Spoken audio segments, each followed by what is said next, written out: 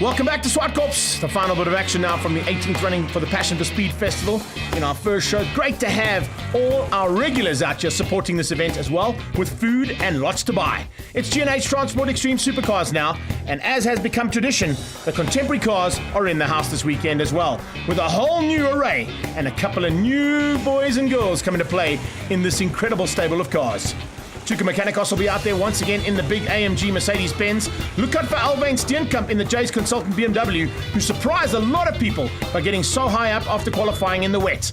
But out front, it's Charles Arangis who'll be the man to catch as he steps up once again in that Aston Martin Vantage to see if he can go to battle with a very strong Porsche who leads things out as they head down towards turn 1. In fact, both those Porsches on the front, piloted by the Scribantes, headed up and looking like they could be the Ben to beat you today. Watch out as they go through turn 1 now. This big field of over 30 supercars coming to play. Rob, this is one of the biggest supercar fields we've ever had at SWAT Corps. I was just about to say, over 30 cars. How do you get 30 supercars around SWAT Corps Raceway? Some of the most powerful cars in the land are doing battle out on track. As we go on board here now with Franco Di Matteo, you can see flat out stuff through turn number 3 onto the little back straight. Some smoke coming from one of the cars there. It looks like a little bit of tire rubbing maybe on the fiberglass body kit there. But car 88, no such problems. Beautiful car there from Gavin Cronier, and watch out, we know how fast Gavin is, but definitely problems on that BMW. Gavin Cronier almost getting down into the minute bracket in the qualifying, looking for an opportunity. Jason Campos is the smoking gun out there, but look at the progress already, starting from the back of A Plus and GT3, and it looks like Charles Arangis is going to be the man to beat. He's already up into about 4th place on track and looking to close down on those front 2 Porsches. Scribanti down into G&H Transport. Oh, looks like he might have run wide. Yes, he has. Caught himself out under braking there. Maybe a little bit of a brake issue on that Porsche. Drops him down to 4th place by the looks of things. Hands the win possibly there to Arangis. Gavin Cronier is the only man who can match Arangis' pace at the moment. And Dino Scribanti there in 3rd place ahead of his cousin Franco as the 2 Lamborghinis go at it in G&H Transport Extreme Supercars. Jonathan Dutoy a little bit further down the field there in 9th place at the moment with the Jean Arcaro boys, Yanni and Ricky. Nicky Dix right up there in the mix as well, and Blunden a little bit further back there. So good driving all the way through the field. Of course, Roy Aubrey right in the mix there as well. Car number 105, that is Tuka Mechanicos, and out front, oh, big problems. Oh, this is going to be massive. That is going to be absolutely massive. Just no brakes on that car and into the tyre wall. That is a massive crash. Lareo getting it all wrong there and just squeezing between the 2 cars into turn 4. Man. Volkswagen Corner, remember, turn 4. A new sponsor this weekend and some issues on those brakes for sure on the Porsche. So Scribanti's going to have to get back into pit lane and try and get those sorted out. Alwyn Steenkamp dives through there. So does Di Matteo. Then you've got Ricky Giannaccaro with Greg Parton. Trans-Africa Racing's Jonathan Dutoy. And then the second of the Lareos there in the second of those F30 BMWs trying to get through, and he gets tagged. Oh, Duplessis and Lareo coming together, and unfortunately one ends up on track and back off, and the other one is off track for good. That's it, Lareo is stuck in turn 8. G&H Transport Corner as we go on board here with Franco Di Matteo. In the Deltec Batteries Alpha GT, Dino Scribanti with some problems. He's just gone past him. He's trying to close down here on Alwyn Steenkamp. Man, Steenkamp's got a very fast M3 as they head up towards turn 4. Volkswagen Corner now on the brakes, late from the GT, closing in there on the BMW. And now starting to get into the thick of it. You can see back markers are going to be a major role here. And that's Gianni Giannaccaro that's about to be lapped by the looks of things there from the Aston Martin. But I think Arangis will take it easy. He doesn't have to worry about these guys. He'll just squeeze through on the straight, get up the inside, and first victory of 2019 in G&H Transport Extreme Supercars is going to go to the reigning champion in new livery this year. Great job from Charles Arangis. He's going to win things out from newcomer Gavin Cronier in the Samlin Construction McLaren, beating out Simon Murray there in the GT3 Lamborghini. Alwyn Steenkamp comes through for 4th place, beating Darby Olivier and Sam Hammond. Franco Scribanti finished in 7th, but there were some issues on the car. Let's find out what they were. Yeah, look, it was my fault. So we had some traction control issues through the weekend, and we actually had it right. And I had it on the wrong setting, and then I started to stress and play with the buttons, and I messed it up, and I switched my ABS actually off, and I hit the brakes, and that was the rest is history. Tyre pressure's got to be checked now with a slight change in the weather conditions. It's got a little bit cooler. Let's see if we've got the Porsche sorted out. Di Matteo feels like he's good to go. And Gianni Giannaccaro, we mentioned that earlier on, stepping up for the first time into that Lamborghini and joining his brother in the G&H Transport Racing stable.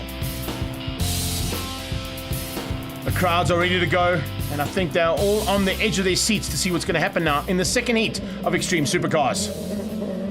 Gavin Cronier is going to lead things out. He's got the pole after qualifying, and as they drop the hammer and into turn 1, it's Simon Murray who goes in right behind him. And look at that. Franco Scribanti already battling hard there with Charles Orangis as they went through turn 1, and Ricky Giannacaro just losing out to Dino Scribanti. Nice rivalry between these two boys, off track and on it every single time. Maybe a little side bet on that victory and outcome of the race. Behind them, it's Parton in the Dryzen Environmental Lamborghini Huracan, a slightly different version of the Lamborghinis racing here this weekend. Charles Orangis is going to have to do some work now to come through. I think this is the hardest we're going to have to see him work over the past year or so in that Aston Martin. He's going to come through, and Gavin Cronier, what an introduction into supercar racing has been for that man. He's out front at the moment. Here comes Scribanti trying to make his way through the field now, and let's hope that he has no more problems on that car, because we know that he can challenge those big cars out front. Orangis looking to go on the inside of Campos. Campos will have no answer, unfortunately. Oh, no, he will! If Orangis makes a mistake like that, Campos is going to have it all his own way. That is completely unique. I've never seen Charles Orangis make a mistake like that under braking into that final corner, and it's given Campos a chance to hang on a second for a little bit longer. That was such a strange crash, just maybe not enough heat in the tyres. We were talking about the tyre pressure gauge at the top end of race number 2 here. Maybe just getting it wrong, because that car just flung out from underneath him. So that has put a massive spanner in the works there. Now, I was saying he was going to be challenged in this race. Now he's really going to be challenged to try and make his way through. Well, we know he's got the car that can do it, so let's see how he goes and where he can get up to by the time that checkered flag comes out. Remember, it's 15 laps of action here. Gianni Giannacaro on the back end of Nicky Dix, trying to close down on the curve end to Porsche. That 997 is very quick, so is Giannacaro's Lamborghini, but this is his first outing in anger in that car. Change up between Campos and Scribanti as Scribanti dives through, and he'll now move himself up into second place and look to close down on Gavin Cronier. Good to see that Campos has sorted out whatever issues he had in race 1. He's now come out to do battle here in race 2, but that man certainly starting to make his way through the field now in that Porsche, and let's just hope that he can pull it all the way down to the wire and hopefully get himself up into that top 3. Watch out for Simon Murray, Davy Olivier, Alvain Steenkamp and Jonathan de Toy, but no one's got an answer for this man out front. Car number 88, Gavin Cronier. He did a season of endurance racing last year in the Ginetta, but he's climbed straight into that McLaren, and he looks right at home out at the front end. Baby Beamer starting to come into play as well. Davy Olivier is always a threat to these big bangers at the front. Eventually, Orangis gets around the outside of Di Matteo as they go into turn 2. You can see Sam Hammond under a bit of pressure there from Dino Scribanti, who's now making his way back to the front into the field after some issues in race 1. Back on board here with the Deltec Batteries Alpha. And Di Matteo is going really, really well. Much better than we saw in the first heat. He certainly turned the wick up, but let's see if we can keep it all together now and get to the closing stages. Hammond under pressure now as well. Sam Hammond in the Trinity Insurance Lamborghini Super Trofeo. He's under a bit of threat there from Dino, and Dino Scribanti needs to make up ground. You can see after that race 1 DNF, he's certainly fired up. Yeah, that man, speaking of making up ground, Charles Orangis is starting to make it up thick and fast. He's coming through the field. He's up into a top 5 at the moment. Here he goes on the inside, going into the final turn. This is where he got it all wrong at the beginning of the race. He comes out there, runs a little bit wide, but nothing too serious, and he's starting to make his way through. That's Olivier trying to fight back there.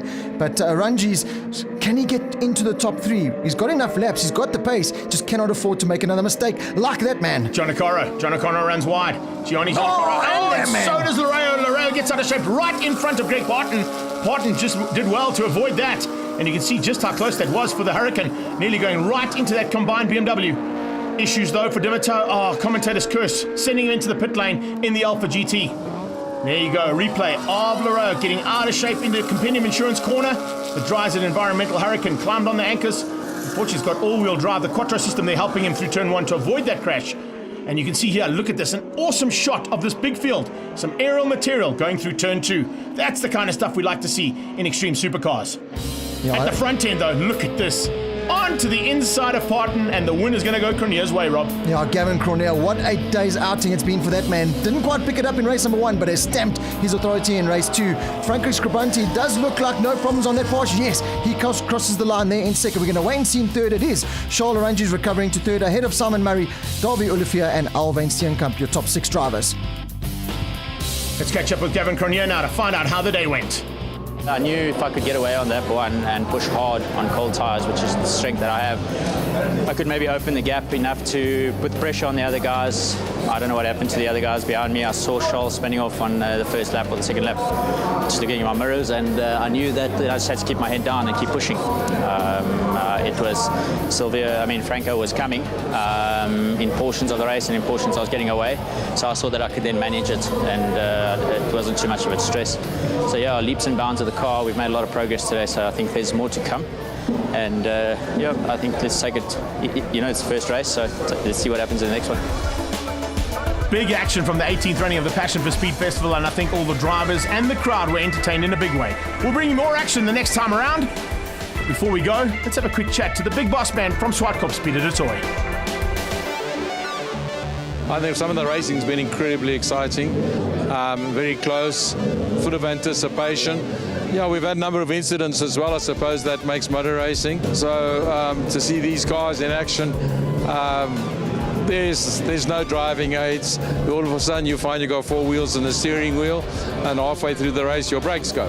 There's no boost or anything, but there's a lot of people come here. Many people who come here they only come to motor racing once a year, but they say this is just a place to be at the end of January, beginning of February every year. So it's been a good day. The 18th running of the Passion for Speed Festival is proudly brought to you by SKF, Castrol, Auto and Truck Tire, G&H Transport,